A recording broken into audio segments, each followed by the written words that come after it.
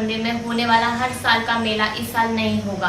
वही पंडित का कहना है कि मेला हो या ना हो, लेकिन भगवान की पूजा और अर्चना पूरे विधिवत तरीके से की जाएगी। भाई उनका यह भी कहना है कि भारी लोगों का निषेध किया जाए मंदिर में आना, जिसके लिए उन्होंने प्रशासन से सुरक्षा की मांग की है। आइए देखते हैं हमारे संवाददाता शुभम सोनी की ये रिपोर्ट।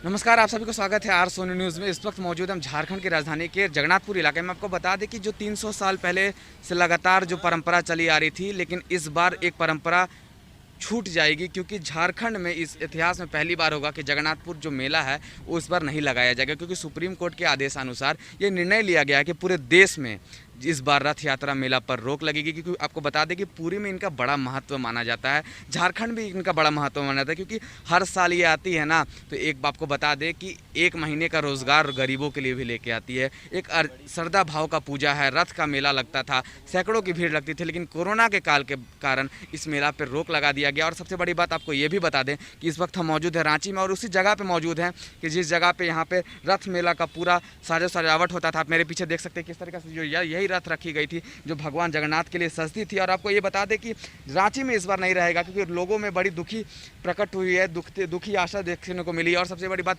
हमने एक बात की यहाँ के वरिष्ठ पुजारी जी से, ब्रज किशोर मिश्र जिनका नाम था, उन्होंने साफ तौर पर बताया कि इस बार पूजा अर्चना तो होगी, लेकिन बस रथ का मेला नहीं लगेगा। इसमें बच्चों से लेकर बड़े तक बड़े मायूस नजर आए, क्योंकि सबसे बड़ी बात यहाँ पर होती है कि जब मेला लगता है तो गरीबों की आस जुटती है, अमीरों की भी आस जुटती है। और उसमें इस बार जो कोरोना का समय था उसके कारण अर्थव्यवस्था तो बर्बाद हो ही चुकी थी, लेकिन उसके बावजूद भी ये जो दृश्य देखने को मिला, आप ये देख सकते हैं पीछे जो मेरे ग्राउंड है, यहाँ पे मेला लगाया जाता था, पूरा खचाखच भरा रहता था, दुकान से लेकर झूले से लेकर कई तरह की सामग्री यहाँ पर बिकती थी, लेकिन इस बार वो नज़र नहीं आ रहा है। अपने सहयोगी कृष्णा उपाध्याय के साथ संवाददाता शुभम कुमार, रांची से।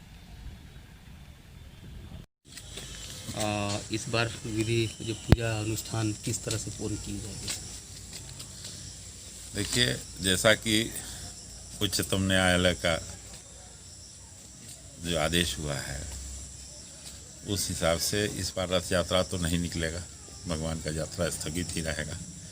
लेकिन पूजा की औपचारिकता तो करना ही पड़ेगा। तो हम लोग केवल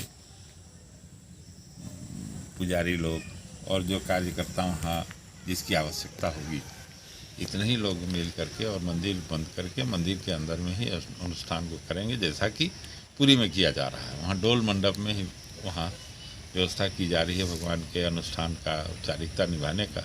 हम लोग भी यहाँ डोल मंडप या दर्शन मंडप या स्नान मंडप जिसको हम लोग कहते हैं, वहीं पर सब औपचारिकता निभाएंगे। 23 मैंने रथ यात्रा के दिन से लेकर के और वापसी रथ यात्रा तक का जो हरिशयनी एकादशी है, तब तक भगवान बाहर में रहेंगे वहाँ पर डोल मंडप में। पुनः उसके बाद में हम लोग उनको अपने स्थान में। पंडित जी, एक सवाल है कि रथ यात्रा मेला के दौरान लाखों लोगों को झारखंड में, खासकर रांची के बात बता रहे हैं, तो रोजगार मिल जाता था इस मेला के, उस पर आपका क्या कहना है? देखिए, रोजगार तो अभी 3 महीना से सबका बाधित है जी।